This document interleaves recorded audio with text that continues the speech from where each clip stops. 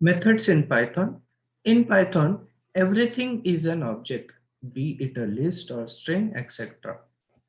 A method in Python is somewhat similar to a function.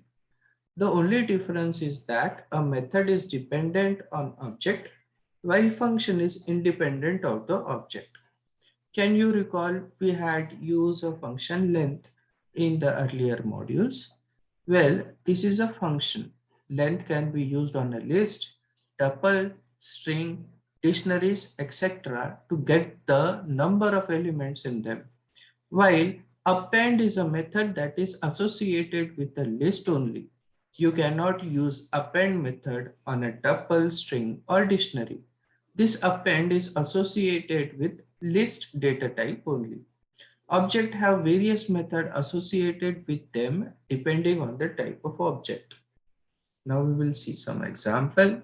If X is a list, we can check the index of the element 2 which is present in the list X. Suppose element 2 is present at index 1, so it will return a value 1.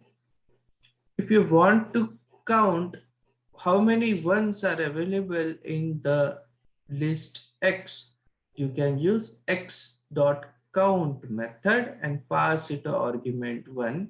It will count the occurrence of 1 present in list X and print it on the user screen. It is 0. Now you have a word which is a string. Now we will use string method. So you have a string method called as capitalize. So object dot the method capitalize. It will capitalize the first letter of the string. Therefore, the output A, B, C, D, E, F. If you want to replace some character of a string with another character or some substring of a string with another substring, you can use the string method replace. Here in word string, we will replace a character C by a sequence XY.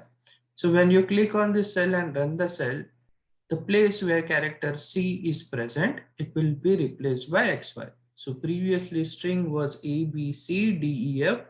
Now the new string is A, B, X, Y, D, E, F.